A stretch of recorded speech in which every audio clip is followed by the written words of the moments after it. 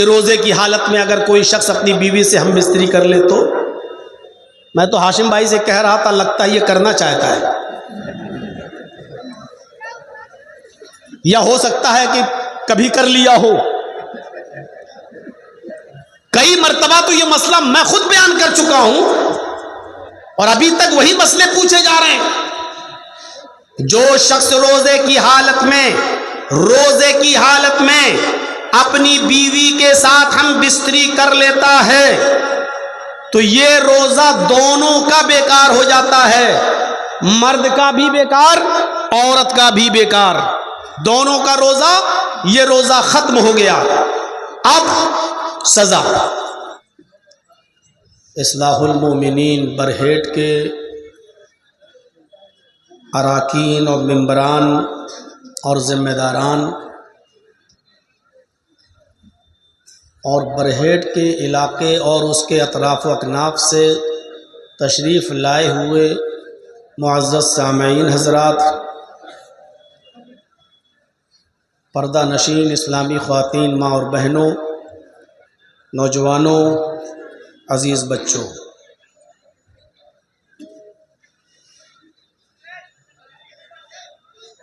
رات کا تقریباً 2:45 بج چکا ہے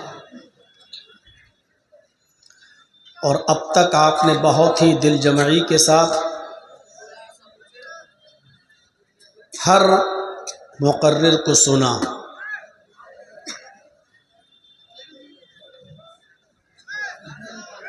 اس جلسے کی تاریخ 1 سال پہلے لے لی گئی تھی،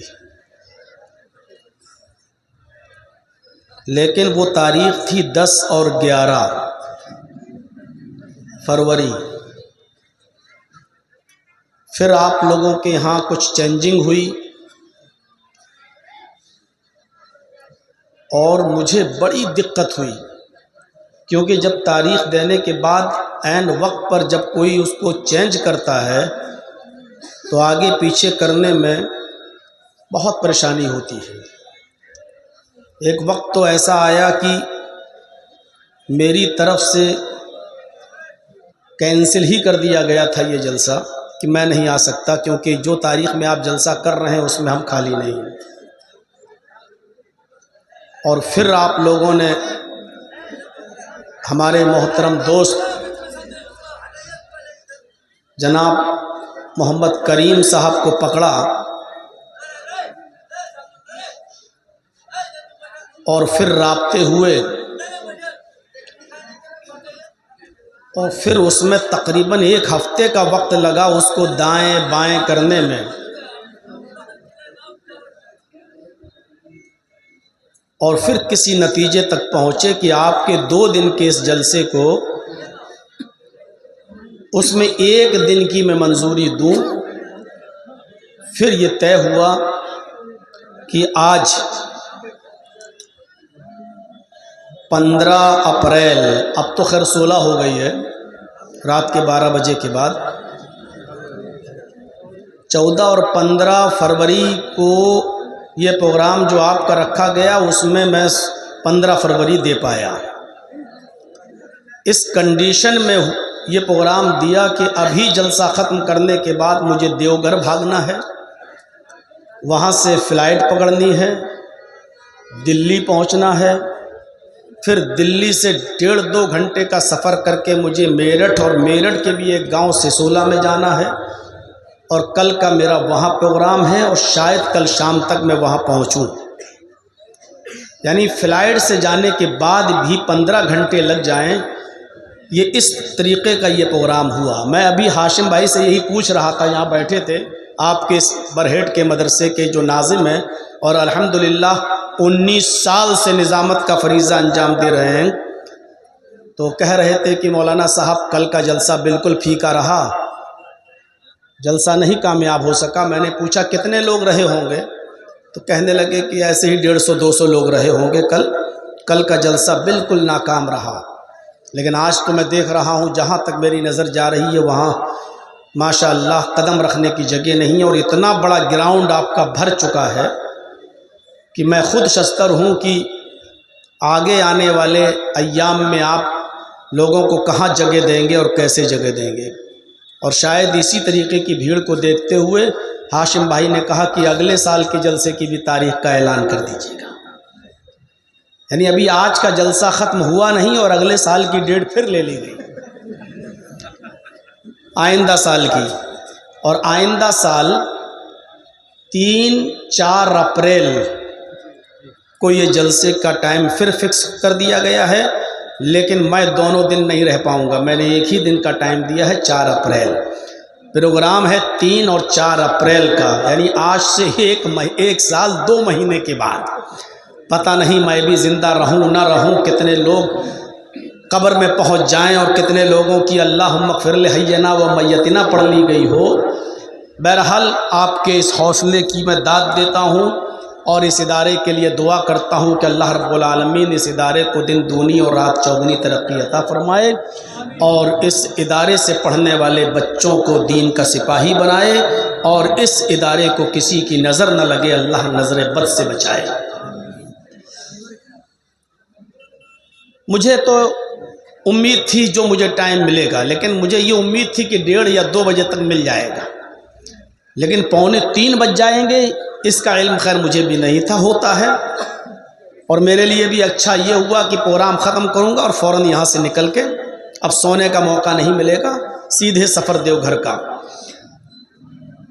جتنی دیر آپ کے سامنے میں بیٹھوں، آپ سے گزارش ہے کہ بہت ہی دل جمعی کے ساتھ سنیں، کچھ اہم باتیں ہمارے اور آپ کے سامنے آئیں گی۔ اللہ کہنے والوں کو اور سننے والوں کو عمل کی توفیق عطا فرمائے۔ مجھ سے قبل عبدالغفار سلفی حفظہ اللہ سے آپ نے سماعت فرمایا، اور ان سے بھی پہلے فضل الرحمان صاحب سے سماعت فرمایا، اور میں جہاں رکا ہوا ہوں، ٹھہرا ہوا ہوں، امید علی صاحب کے گھر پہ، اللہ ان کی مغفرت فرمائے جو اس وقت دنیا میں نہیں ہیں، تو وہاں آواز آ رہی تھی، پتہ نہیں کون یہاں نظامت کے فریضے انجام دے رہا تھا کہ کون تھا، وہ کہہ رہا تھا کہ عبدالغفار صاحب بھی یو پی کے، فضل الرحمان صاحب بھی یو پی کے، مولانا جرجی صاحب بھی یو پی کے۔ یو پی والوں کا قبضہ ہو گیا جھارکھنڈ پر، لیکن آپ کو شاید یہ نہیں معلوم ہو، یو پی والوں کا نہیں، اٹاوا والوں کا قبضہ ہوا ہے آپ کے جھارکھنڈ پر۔ فضل الرحمان بھی اٹاوا کے اور میں بھی اٹاوا کا۔ خیر اس میں کوئی بڑی بات نہیں ہے، اللہ رب العالمین جس سے بھی دین کا کام لیتا ہے، ضرورت اس بات کی ہے کہ ہم سننے سے زیادہ اس پر عمل کریں، یہی وقت کی ضرورت ہے۔ سچ بتاتا ہوں، جتنے آپ یہاں بیٹھے ہیں، اللہ کی قسم اس سے زیادہ لوگ باہر دکانوں میں ہیں۔ میری گاڑی کس پوزیشن اور کس کنڈیشن سے یہاں تک پہنچی وہ میں سمجھ رہا ہوں۔ جب مجھ جیسے آدمی کو 100 قدم 200 قدم کی دوری پر آنے میں 15 سے 20 منٹ لگ جائیں، تو آپ سوچئے کہ عام لوگوں کو کتنی پریشانی ہوگی۔ آپ جتنے یہاں مرد بیٹھے ہیں نا، اس سے زیادہ عورتیں برقع پہن پہن کے باہر جلیبیاں خرید رہی ہیں، لپسٹک خرید رہی ہیں، چوڑیاں خرید رہی ہیں۔ مجھے شاید ایسا لگتا، میں نے آپ کے ہاں عید اور بقرعید تو دیکھی نہیں ہے، لیکن مجھے ایسا لگتا ہے کہ عید کے دن بھی ایسا چہل پہل نہیں ہوتی ہوگی جیسے جلسے میں آج میں دیکھ رہا ہوں۔ میرا دل کہہ رہا اندر سے، مجھے معلوم نہیں ہے، شاید اتنا چہل پہل عید کے دن بھی نہ ہوتی ہو مردوں کی عورتوں کی جتنی آج کے دن میں دیکھ رہا ہوں۔ اللہ رب العالمین ان جلسوں سے اصلاح کا کام لے، اور ہمارے ان بھائیوں کو جو بازاروں میں اور ان بہنوں کو جو بازاروں میں گھوم رہے اور گھوم رہی ہیں، اللہ رب العالمین ان کو بھی پردے کے ساتھ جلسے میں آنے کی، پردے کے ساتھ جلسہ سننے کی، اور پردے کے ساتھ اپنے گھر واپس جانے کی توفیق عطا فرمائے، اور پردے کو اپنی زندگی میں نافذ فرمانے کی بھی توفیق عطا فرمائے۔ نبی اکرم صلی اللہ علیہ وسلم اس دنیا میں آئے تو آپ کی پہلی نظر معاشرے ہی پر تھی، سماج پر ہی تھی۔ سماج کیا ہوا یار؟ ابھی تک تو آپ کبھی ہلہ نہیں کر رہے تھے، میں آیا ہوں تو شور کرنا شروع کر دیا۔ دکھائی نہیں دے رہا ہوں؟ اے بھائی بیٹھ جاؤ، دیکھنا ضروری ہے ان لوگوں کو پیچھے جو بیٹھے ہیں۔ بھائی ایسے مت دیکھنا کہ مجھ پہ نظر لگ جائے، ویسے ہی 57 کلو کا ہوں اور کم نہ ہو جاؤ۔ بیٹھ جائیے، آپ لوگ بیٹھ جاؤ، پیچھے والوں کو دقت نہ ہو۔ اب بھائی اتنی دیر سے بیٹھے ہیں اور آپ کھڑے ہو جائیں گے ان کے سامنے تو غصہ تو ان کا جائز ہے نا۔ آپ تو آ گئے چھچورا پن کر کے، فیلڈ دیکھ کے، ہم کو نہیں معلوم ہے کہ آپ کے میدان میں کیا کیا ہو رہا ہے۔ ابھی بھی چلے جائیے، کتنے برقعے والیاں گودیوں میں لیٹی ہوئی ہیں دوسروں کے، اس رات میں بھی سب معلوم ہے۔ اب یہ لوگ شروع سے بیٹھے ہیں تو آپ ان کو بیچ میں کھڑے ہو کر ڈسٹرب کریں گے؟ بیٹھ جائیے بھائی۔ 25-26 سالوں سے جلسہ کر رہا ہوں، بہار میں تو پکڑے جاتے ہیں ہر جلسے میں لڑکے اور لڑکیاں، بٹھا لیا جاتا ہے، صبح پنچایتی ہوتی ہے، کیا کیا جائے، یہ سب دیکھا ہوا ہوں اپنی آنکھوں سے۔ جلسے دین کی اصلاح کے لیے ہوتے ہیں، بیچارے 19 سال سے ناظم ہیں، پوچھئے کتنی محنت کی ہوگی ان لوگ اس ادارے کو یہاں تک پہنچانے میں، اتنی ترقی کرنے میں۔ اس جلسے کو کامیاب کیجئے میرے بھائیوں۔ نبی اکرم نے معاشرے کی اصلاح کی، کیا برائیاں نہیں تھی؟ کون سی ایسی برائی تھی جو محمد الرسول اللہ کے آنے سے پہلے عرب کے اندر موجود نہیں تھی؟ قرآن کہتا ہے هو الذی بعث فی الأمیین رسولا منہم یتلو علیہم آیاتہ، ہم نے امیوں کے اندر ایک امی رسول انہی میں سے بھیجا، ان پڑھوں کے اندر ایک رسول انہی میں سے ہم نے ان کے اندر مبعوث فرمایا، یتلو علیہم آیاتہ، وہ اللہ کی آیتوں کی تلاوت کرتا ہے، قرآن کی تلاوت کرتا ہے، وَيُزَكِّيهِمْ، اور معاشرے کو پاک و صاف کرتا ہے، تزکیہ نفس۔ اس لیے اگر کوئی ایسی بات ہمارے سامنے آ جائے جو ہمارے معاشرے میں پائی جاتی ہے اور جرجی صاحب اگر اس کو بیان کر رہے ہوں اور وہ ہمارے اندر پائی جاتی ہو تو اس کو برا نہیں ماننا چاہیے کہ صاحب یہ ہمارے خلاف بول رہے ہیں، یہ ہمارے سماج میں یہ سب ہو رہا ہے تو اسی کی طرف نشاندہی کر رہے ہیں۔ یہ تو اللہ تعالیٰ نے نبی کی شان بتائی ہے کہ معاشرے کو پاک و صاف، سماج میں جو برائیاں ہیں وہ پاک و صاف کرتے ہیں، آپ تزکیہ نفس کرتے ہیں۔ عرب کے اندر کیسی برائیاں تھیں، ایک ایک پر اگر آپ نظر ڈالیں گے تو آپ دنگ رہ جائیں گے کہ اللہ کے نبی نے ان برائیوں کو کیسے ختم کیا۔ بھاگوت پران کا ایک منتر ہے، اس منتر میں بھی یہی بتایا گیا ہے کہ اندھیرا اتنا ہوگا لیکن اس اندھیرے کو مٹانے والے محمد رسول اللہ ہوں گے نام کے ساتھ۔ اگیان ہیتو کرت موہ مداندھکارم ناشم ودھایم ہتدو دیتے وویکہ۔ منتر پڑھوں گا نہیں، بس ایک پڑھ دیا ہوں، ورنہ ٹی وی چینل پر دیکھیے تو آج بھی بول رہا ہے، بول رہا نہیں بول رہی ہے، وہ اس ہڈی کا حق ادا کر رہی ہے جو اس کے سامنے ڈالی گئی ہے۔ اور بنگال کا چناؤ جب تک ہو نہیں جائے گا ایسے کتے اور کتیاں بھی بہت بھونکیں گے، پرانی تقریریں میری ڈھونڈ ڈھونڈ کر لائیں گے۔ وہ چاہ رہے ہیں کہ کسی طریقے سے بنگال سے ممتا ہٹ جائے اور پھر وہاں ہمارے مالک کی ہماری گورنمنٹ آ جائے۔ یہ بیچارے وہ اینکر اور اینکرنیاں یہ حق ادا کر رہے ہیں، اس ہڈی کا حق ادا کر رہے ہیں جو ہڈی ان کے سامنے ڈالی گئی ہے۔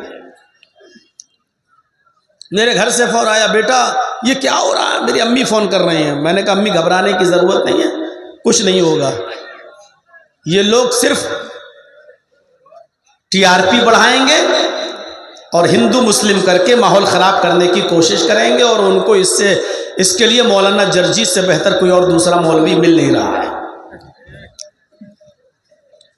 آج بھی دکھا رہی ہے، آج بھی ایک اور بھڑکاؤ بیان مولانا جرجیس کا، ایک اور بھڑکاؤ بیان۔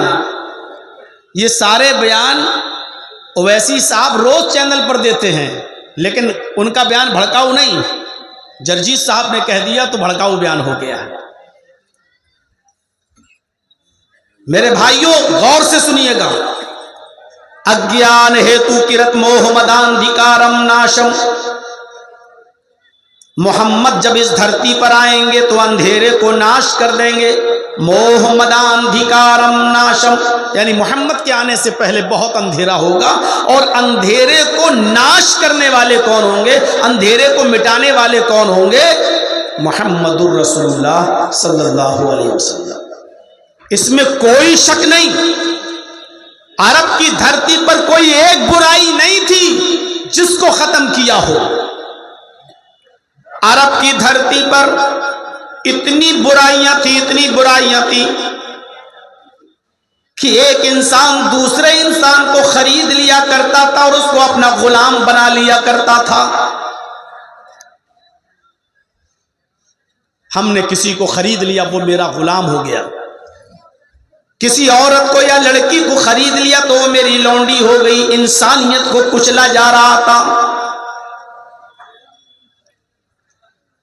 انسانیت کی صورتحال یہ تھی کہ انسان جس کو اللہ نے سب سے افضل مخلوق بنایا، لقد خلقنا الانسان فی احسن تقویم، ہم نے انسان کو سب سے بہترین ڈھانچے میں پیدا کیا ہے۔ یہ انسان سب سے افضل ہونے کے باوجود پتھروں کے سامنے جھکتا تھا، لکڑیوں کے سامنے جھکتا تھا۔ درخت، جس درخت سے اس کو برکت نظر آتی تھی اس درخت کی پوجا کی جاتی تھی، اور جس پتھر کی مورتی بنا دی جاتی تھی دیوی دیوتا، ان پتھروں کو پوجا جاتا تھا۔ سب سے افضل مخلوق ہونے کے باوجود یہ انسان پتھروں کی اور لکڑیوں کی اور درختوں کی پوجا کر رہا تھا۔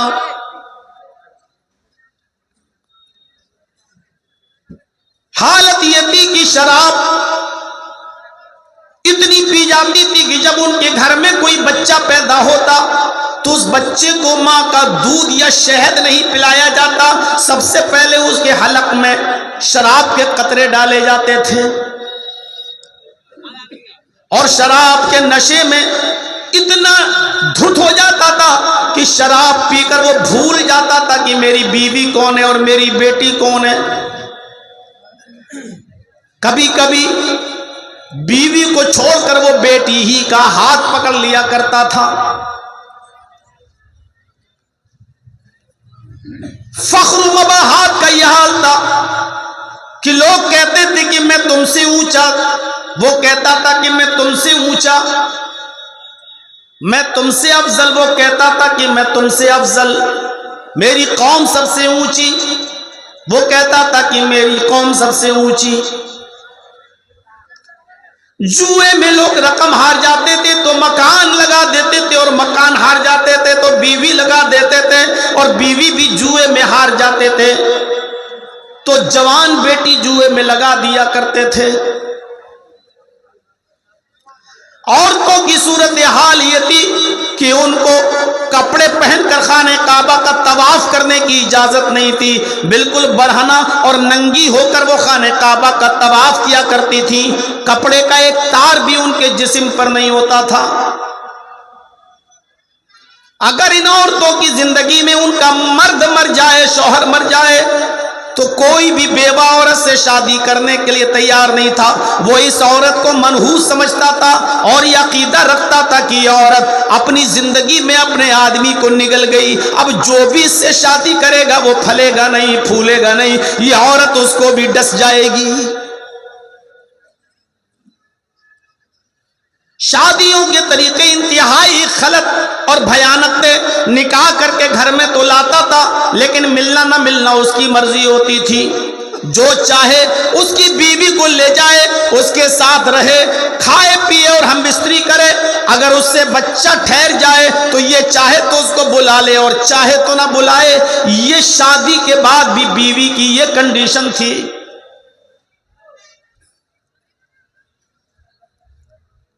لڑکے پیدا ہوتے تو اس ڈر سے مار ڈالے جاتے کہ یہ کہیں بڑے ہو کر میرے ساتھ نہ کھائیں،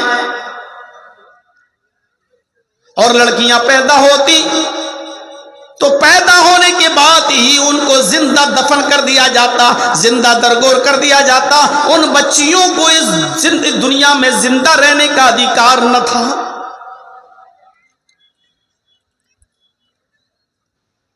ہم اور آپ سب مل کر پورے ہندوستان میں سارے مدرسے ملا لو، سارے مولویوں کو جوڑ لو، کئی لاکھ مولوی، کئی ہزار مدرسے، لیکن ابھی صرف ایک برائی نہیں رک پائی جہیز کی. محمد الرسول اللہ نے معاشرے کو کیسے صاف کیا،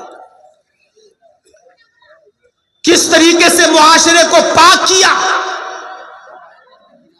ہم نہیں جانتے. شراب دھیرے دھیرے حرام ہوئی کیونکہ اتنے رسیا تھے شراب کے کہ اللہ کے نبی صلی اللہ علیہ وسلم کو حضرت عمر جیسے صحابی یہ کہہ رہے ہیں اے اللہ کے نبی شراب حرام قرار دے دیجئے، شراب بہت نقصان پہنچا رہی ہے سماج میں. لیکن اللہ کے نبی صلی اللہ علیہ وسلم حضرت عمر فاروق کی بات بھی نہیں مان رہے ہیں. کہہ رہے ہیں نہیں عمر، اگر شراب حرام کر دیں گے تو یہ لوگ شراب اتنی آسانی سے نہیں چھوڑ پائیں گے. پیدا ہوتے ہی بچے کے منہ میں شراب ڈالی جاتی ہو، اتنی شراب پینے والی قوم یہ شراب کیسے چھوڑ دے گی؟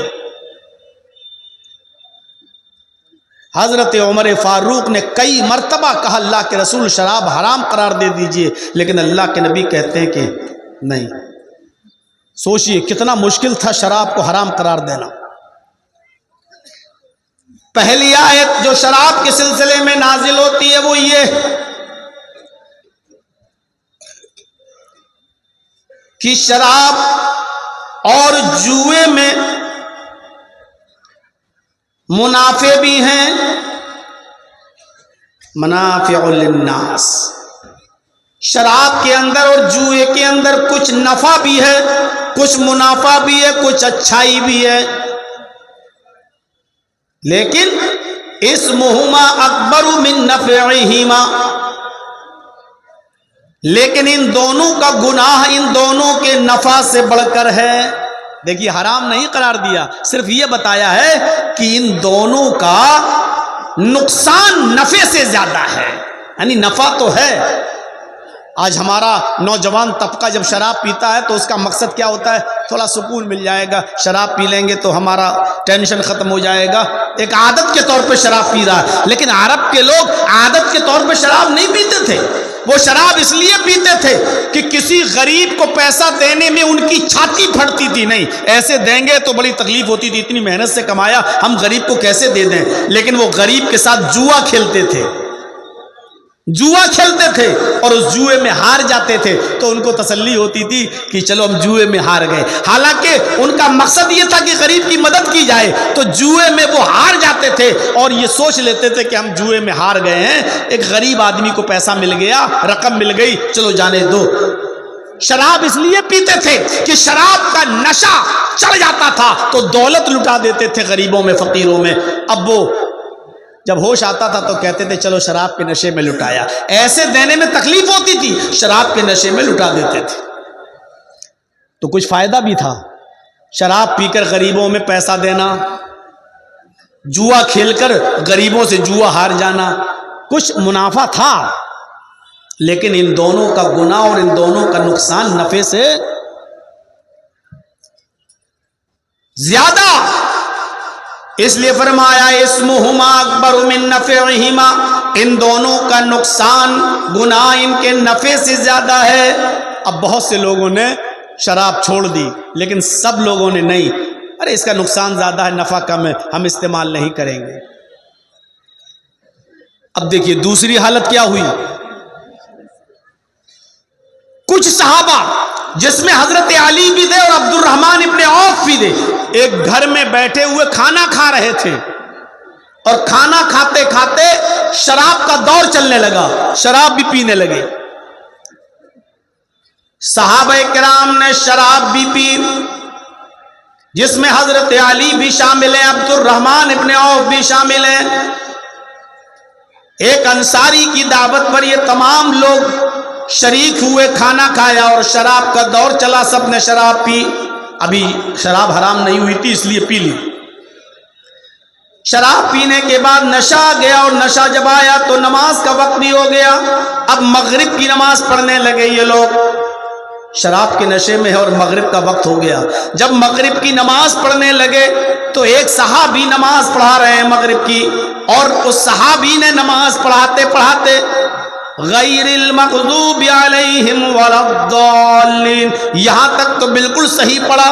اس کے بعد سورہ کافرون کی تلاوت کرنے لگے. قل یا ایھا الکافرون لا اعبد ما تعبدون. لیکن شراب کے نشے میں وہ صحابی کیا پڑھ گئے؟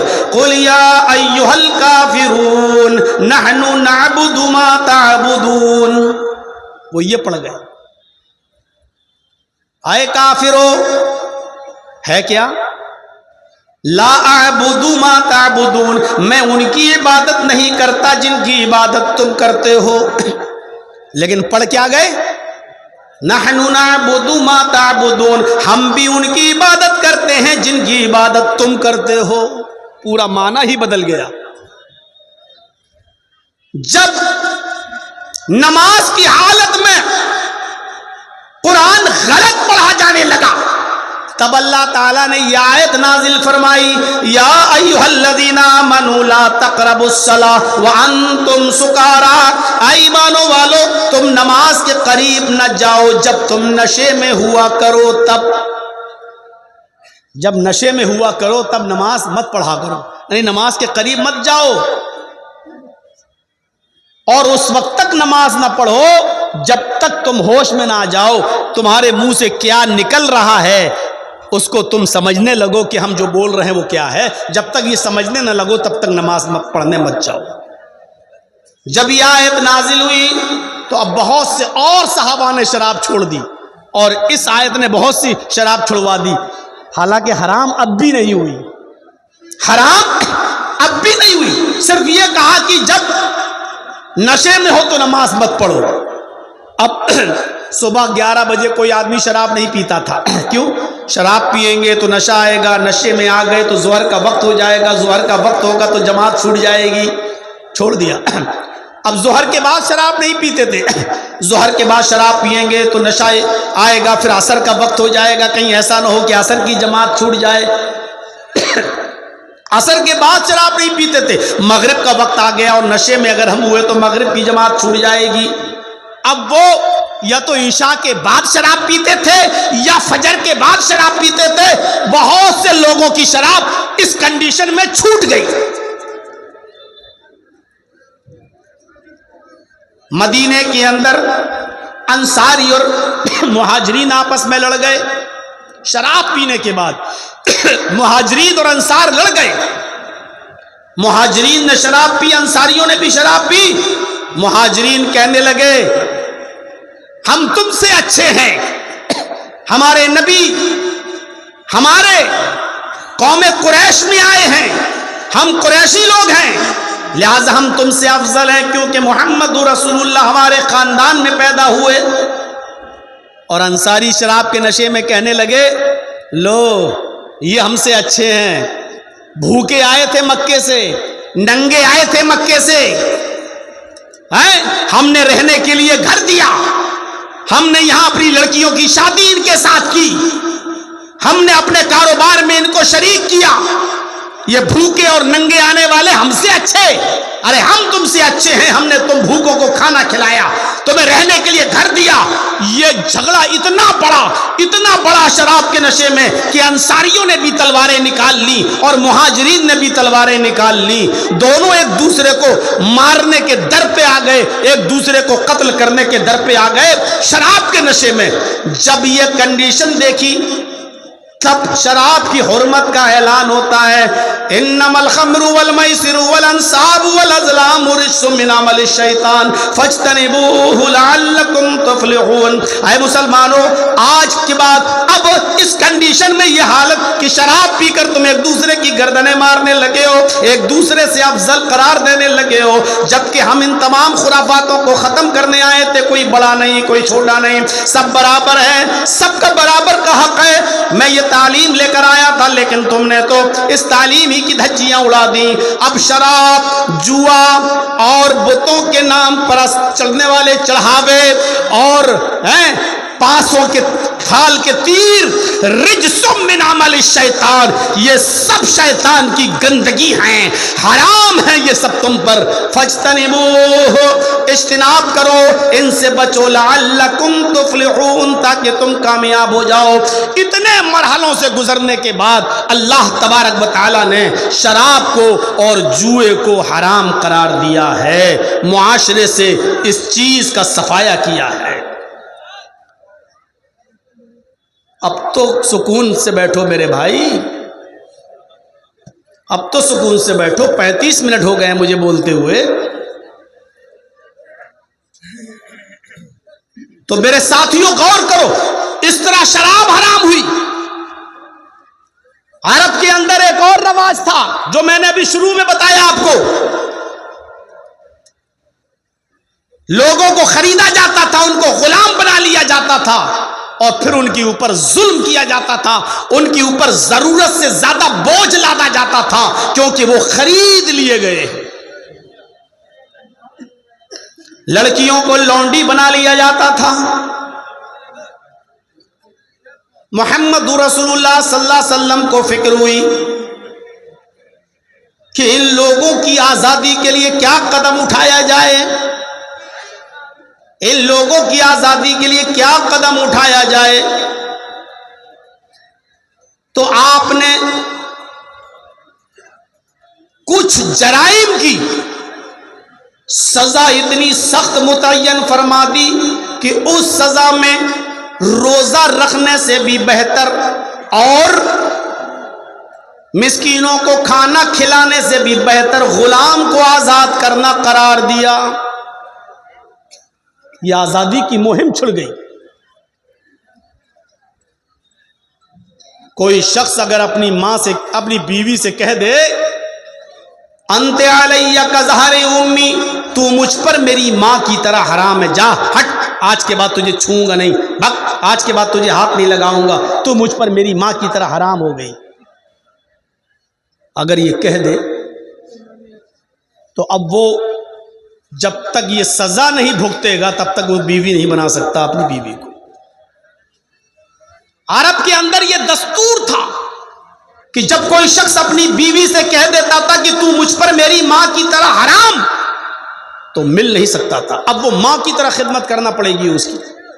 وہ کہے پیر دباؤ تو دبانا پڑیں گے، وہ کہے میرے کپڑے دھلو تو دھلنا پڑیں گے، اب اس کی خدمت ماں کی طرح کرنا پڑتی۔ حضرت اوس ابن صامت نے اپنی بیوی خولہ بنت ثعلبہ کو یہی تو بول دیا تھا انت علی کظہر امی، کسی بات پر غصہ ہو کر کہ تو مجھ پر میری ماں کی طرح حرام ہو گئی۔ تو خولہ بنت ثعلبہ نے اللہ کے نبی صلی اللہ علیہ وسلم سے گزارش کی کہ کوئی راستہ نکالیے، اللہ کے نبی نے بھی منع کر دیا، کوئی راستہ نہیں۔ وہ جب مسجد نبوی کے اندر گئی اور 2 رکعت نماز پڑھی اور دعا مانگی، آئے اللہ میرے اور میرے شوہر کے درمیان کوئی راستہ نکال، اگر تو راستہ نہیں نکالے گا تو کون راستہ نکالے گا؟ تب اللہ تعالیٰ نے اس رسم کو ختم کرنے کے لیے اور اپنی بیوی کو جس کو ماں بول دیا گیا ہے اس کو دوبارہ بیوی بنانے کے لیے ایک سزا متعین کر دی۔ یہ سزا بھگتنے کے بعد ہی تم بیوی بنا سکتے ہو۔ پہلی سزا یہ متعین کی ہے کہ جو لوگ اپنی بیوی کو اپنے اوپر ماں کی طرح حرام کر لیتے ہیں ان کو چاہیے کہ اب ان کو دوبارہ اپنی بیوی ماننے سے پہلے اور دوبارہ اپنی بیوی بنانے سے پہلے ایک غلام آزاد کریں۔ دیکھیے آزادی کی کتنی فکر ہوئی، انسانیت کسی کی غلامی کرنے کے لیے پیدا نہیں ہوئی ہے، اس لیے آزاد ہونے کا حق ہے۔ تو آپ نے یہ متعین کر دیا کہ وہ ایک غلام آزاد کریں اور غلام بہت مہنگا ہوتا تھا. اتنی قیمت کسی کے پاس اگر نہ ہو, اتنا مہنگا غلام نہ خرید سکے اور غلام آزاد نہ کر سکے, تو پھر دوسرا آپشن یہ دیا کہ 60 روزے رکھے, وہ بھی پے در پے کنٹینیو ریگولر روزے رکھے 60. اور تیسرا آپشن یہ دیا, اگر 60 روزے رکھنے کی بھی طاقت نہ ہو تو 60 مسکینوں کو کھانا کھلائے, 60 مسکینوں کو ایک ٹائم کھانا کھلائے. اب چاہے ایک دن کھلا دے 60 کو بلا کر, یا ایک ایک کر کے 60 دن کھلائے, یا 10 کر کے 6 دن کھلائے, یا 30 کر کے 2 دن کھلائے. جب تک 60 پورے نہیں ہو جائیں گے اپنی بیوی سے مل نہیں سکتا. 60 پورے کر لو تب تمہاری بیوی بن جائے گی, اب تم جا سکتے ہو اپنی بیوی کے پاس. غلام کی آزادی یہ وہ کر رہا ہے جہاں عرب کے اندر غلام بنانے کا رواج تھا, ان پر ظلم کرنے کا رواج تھا. اور اسی طریقے سے ایک جرم وہ جو ابھی عبد الغفار صاحب سے پوچھا گیا تھا سلفی سے مسئلہ, کہ روزے کی حالت میں اگر کوئی شخص اپنی بیوی سے ہم بستری کر لے تو, میں تو ہاشم بھائی سے کہہ رہا تھا لگتا ہے یہ کرنا چاہتا ہے, یا ہو سکتا ہے کہ کبھی کر لیا ہو. کئی مرتبہ تو یہ مسئلہ میں خود بیان کر چکا ہوں اور ابھی تک وہی مسئلے پوچھے جا رہے ہیں. جو شخص روزے کی حالت میں اپنی بیوی کے ساتھ ہم بستری کر لیتا ہے تو یہ روزہ دونوں کا بیکار ہو جاتا ہے, مرد کا بھی بیکار, عورت کا بھی بیکار, دونوں کا روزہ, یہ روزہ ختم ہو گیا. اب سزا, یہ روزہ تو بعد میں رکھنا ہی پڑے گا. یہ روزہ جو اس کنڈیشن میں تم ملے ہو روزے کی حالت میں اپنی بیوی سے, یہ دونوں کا روزہ خراب, مرد کا بھی عورت کا بھی. اب سزا سنیے, سزا کیا ہے؟ اب سزا صرف مرد کو ملے گی یا سزا عورت کو بھی ملے گی؟ اس سلسلے میں صحیح مسئلہ یہ ہے کہ اگر روزے کی حالت میں اس نے اپنی بیوی سے اگر ہم بستری کی ہے اور بیوی بھی راضی تھی, بیوی بھی ایگری تھی کہ اچھا آؤ ٹھیک ہے مل لیتے ہیں, اگر وہ اس کو بھگاؤ تو اس نالائق کو بھگاؤ یہاں سے. ابے میں کوئی لڑکی ہوں جو میرے اوپر لائٹ مار رہا تو,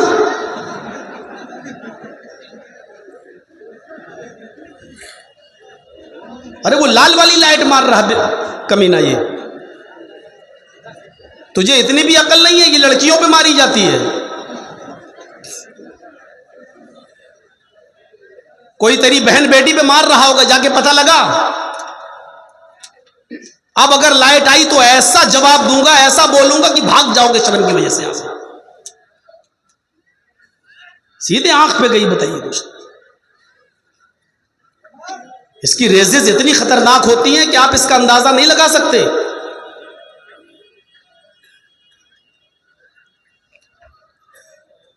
تو میرے بھائیوں, اگر بیوی بھی راضی تھی تو دونوں پر کفارہ ہے,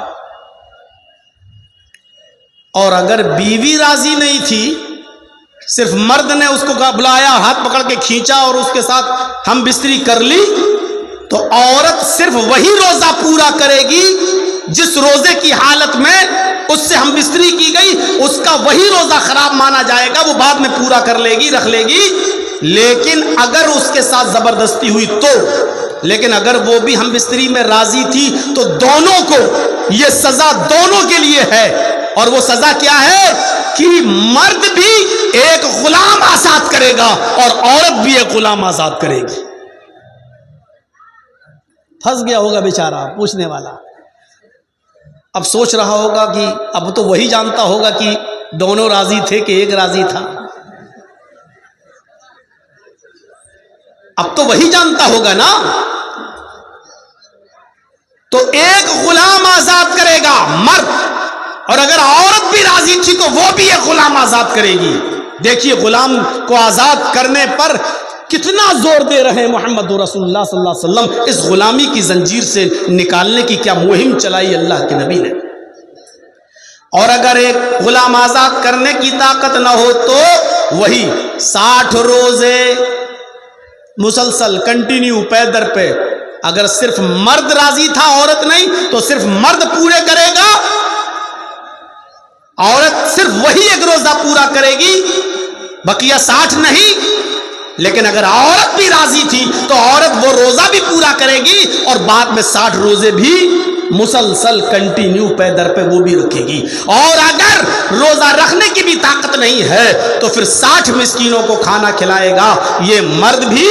اور اگر عورت رضامند تھی تو عورت بھی, اور عورت راضی نہیں تھی تو عورت پھر 60 مسکینوں کو کھانا نہیں کھلائے گی.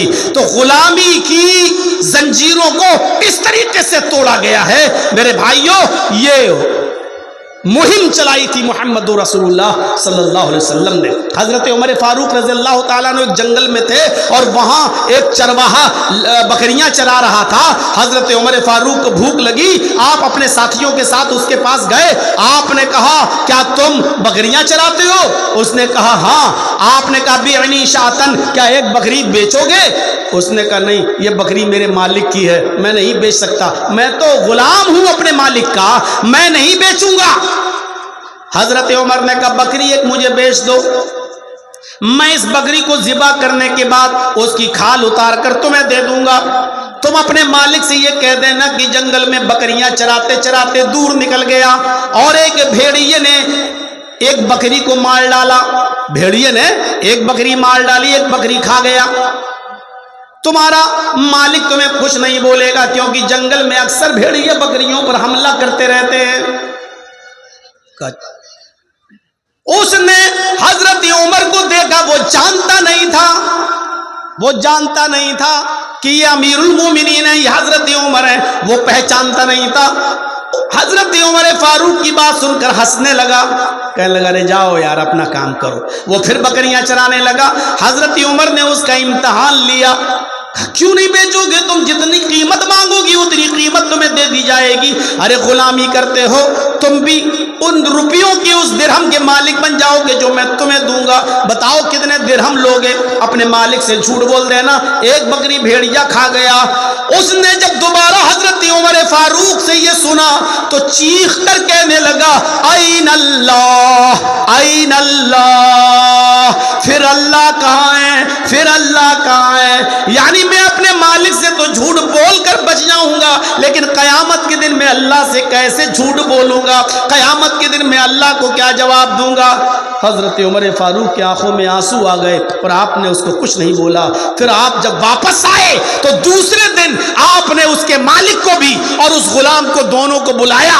جب دونوں دربار خلافت میں پہنچے تو وہ غلام ڈر گیا, سوچنے لگا ارے یہ تو امیر المومنین ہے, کل میں نے ان کو بکری نہیں بیچی, آج پتہ نہیں یہ مجھے کیا سزا دیں گے. حضرت عمر نے کہا آئے اس غلام کے مالک, کیا یہ غلام تمہارا ہے؟ کہا جی. کہا اس کو بیچو گے؟ کہا نہیں. کہا تم جتنی قیمت مانگو گے اتنی قیمت دی جائے گی, لیکن اس غلام کو میرے حوالے کر دو. جب اس نے یہ سنا کہ منہ مانگی قیمت مل رہی ہے تو اس نے جتنا رقم مانگی حضرت عمر نے اتنی رقم اس کو دے دی اور اس غلام کو خرید لیا. وہ سمجھا کہ اب مجھے عمر غلام بنا کر رکھیں گے, لیکن جب مالک چلا گیا غلام بیچ کر, حضرت عمر نے اس غلام کو آزاد کر دیا اور کہا کہ تم نے کل جو کہا این اللہ, این اللہ, اللہ کہاں ہے؟ اللہ کے ڈر کی وجہ سے, اللہ کے خوف کی وجہ سے تم نے اس بکری کو نہیں بیچا, جبکہ دولت تمہیں مل رہی تھی, رقم تمہیں مل رہی تھی, اس کے باوجود تم نے نہیں بیچا. تم عمر سے نہیں ڈرے, عمر کے رب سے ڈرتے ہو, اس لیے میں تمہیں آزاد کر رہا ہوں. جاؤ اب تم آزاد ہو. ابھی تم اپنے مالک کے انڈر میں تھے, اس لیے تم اپنی مرضی کے مطابق نمازیں نہیں پڑھ سکتے تھے, نفلی روزے نہیں رکھ سکتے تھے, رات میں تہجد نہیں پڑھ سکتے تھے, کیونکہ تمہارا مالک تم سے جب کام کرائے گا تب تمہیں کام کرنا ہوتا تھا. اب میں نے تمہیں آزاد کر دیا, جاؤ اب تم اللہ کی عبادت کرو. یہی کلمہ اختیار کیے رہنا, یہی کلمہ اختیار کیے رہنا. اور اسی طریقے سے اللہ سے ڈرتے رہنا. یہی کلمہ کل قیامت کے دن انشاءاللہ تمہیں جہنم سے بھی آزادی دلائے گا. تو غلام کو آزاد کرنے کی ایک مہم چلائی تھی جناب محمد رسول اللہ صلی اللہ علیہ وسلم نے. اس طریقے سے غلاموں کو آزادی ملتی تھی. ایک اور چیز پر نظر ڈالیے. انسانیت پیروں تلے روندی جا رہی تھی. وَكَرَّمْنَا بَنِي آدم، ہم نے ابن آدم کو، ہم نے آدم کی اولاد کو باعزت بنایا. سب سے زیادہ باعزت کوئی مخلوق ہے تو انسان ہے.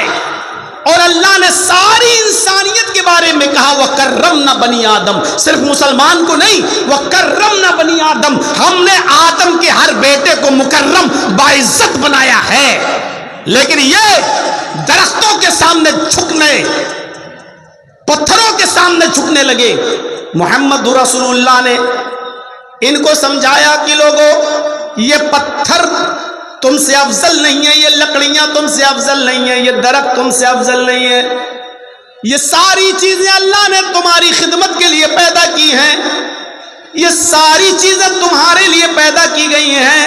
تم ان سے خدمت لو، تم ان سے فائدہ اٹھاؤ، اور تم انہی کے سامنے جھک رہے ہو، انہی کے سامنے انہی کی عبادتیں کر رہے ہو. کوئی لات کے سامنے جھکتا، کوئی منات کے سامنے جھکتا، کوئی عزا کے سامنے جھکتا، کوئی ود کے سامنے جھکتا، کوئی سہا کے سامنے، کوئی یغوث کے سامنے، کوئی یعوق کے سامنے، کوئی نصر کے سامنے.